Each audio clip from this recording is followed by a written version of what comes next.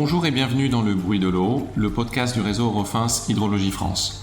Je m'appelle Gabriel Zardot et je suis le président d'Eurofins Hydrologie Est. Ce podcast a pour but d'aborder avec des spécialistes divers sujets d'actualité technique et scientifique en lien avec l'analyse des eaux.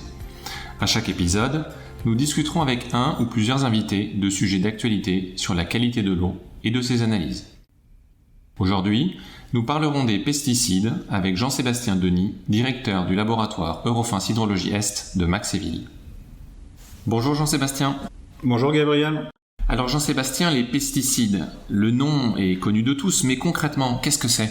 Alors un pesticide, c'est une substance utilisée pour lutter contre les organismes considérés comme nuisibles. C'est un terme générique qui rassemble les insecticides, les fongicides, les herbicides et les parasiticides conçus pour avoir une action biocide. Ce sont des produits utilisés dans l'agriculture depuis des millénaires et ça s'est notamment accéléré au XXe siècle. C'est vrai qu'on en parle de plus en plus. Depuis quand c'est devenu un sujet d'actualité ?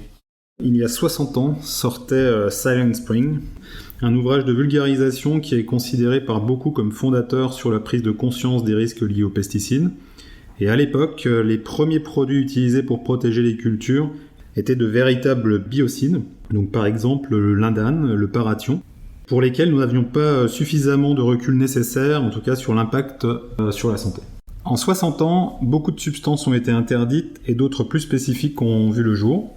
On a rationalisé les usages, mais leur utilisation est toujours nécessaire dans des pans entiers de l'agriculture. Et aujourd'hui, avec tout cet historique, le sujet de la qualité des eaux demeure un sujet d'actualité majeure. Où est-ce qu'on les retrouve, ces pesticides ? On les retrouve un peu partout, et particulièrement là où il y a des terres agricoles. En France, par exemple, plus de 4250 points de captage d'eau potable ont été fermés parce qu'ils présentaient des teneurs en nitrates et pesticides trop élevées. Les récentes observations faites en France dans le cadre du suivi des métabolites de pesticides confirment aussi que le problème est bien loin d'être résolu. On parle d'ailleurs encore de pesticides qui ont été interdits il y a 10 ou 20 ans. Comment ça se fait ? Alors il faut savoir que les contaminations ne sont pas nécessairement directes. Par exemple, il y aura des pollutions dans les sols ou encore dans les eaux souterraines. Pour certaines substances interdites depuis des années comme l'atrazine, on en retrouve encore aujourd'hui dans les eaux souterraines. Alors pourquoi ? Parce qu'elles se diffusent très lentement dans les sols, et de plus, lors de ces diffusions dans l'environnement, il peut y avoir des dégradations de ces molécules. C'est-à-dire que le polluant ne sera plus le pesticide en lui-même, mais ça sera un sous-produit tel que le métabolite de pesticide.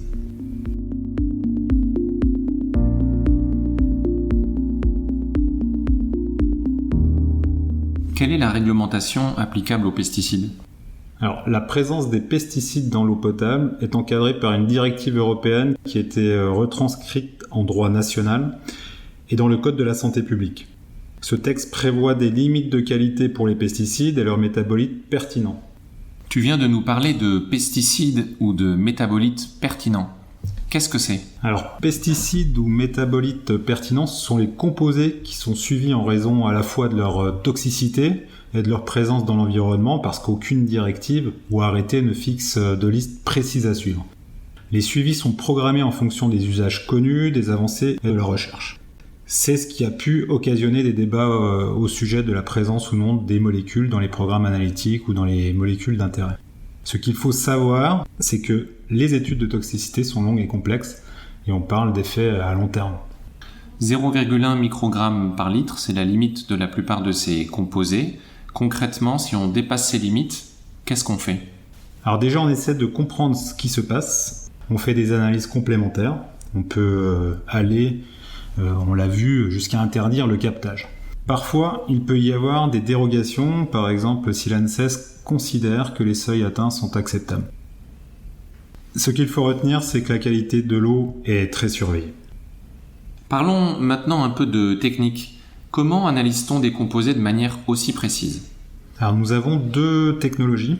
La première, la chromatographie, qui est une technique séparative. Elle consiste à faire migrer des constituants à séparer sur une phase stationnaire à l'aide d'un liquide ou un gaz de nature différente. Et la deuxième technologie est la spectrométrie de masse qui va permettre de casser les molécules en fragments. Aujourd'hui, grâce à ces techniques, on sait analyser plusieurs centaines de composés à partir de quelques microlitres. Ça a l'air très simple, dit comme ça. Est-ce que c'est totalement automatique ? Alors pas du tout. Ça peut paraître simple comme ça, mais il faut s'assurer que les méthodes soient justes, c'est-à-dire qu'elles donnent le bon résultat et aussi qu'elles soient fidèles, c'est-à-dire qu'elles donnent toujours un bon résultat dans le temps. Derrière toutes ces techniques, il y a beaucoup de personnel qualifié, formé et expert. Des techniciens, des ingénieurs qui vont s'assurer que les méthodes sont valides, pertinentes et que les résultats sont justes.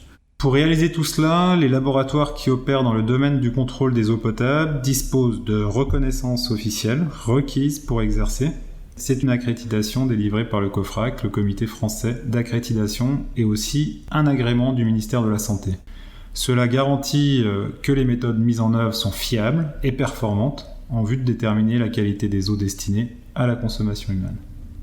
Merci Jean-Sébastien. Merci Gabriel. Et merci à vous de nous avoir écoutés. C'est la fin de cet épisode. Nous vous donnons rendez-vous très bientôt pour un nouveau numéro de notre podcast. Pour rester au courant de notre actualité, nous vous invitons à suivre notre page LinkedIn Eurofins Environnement France.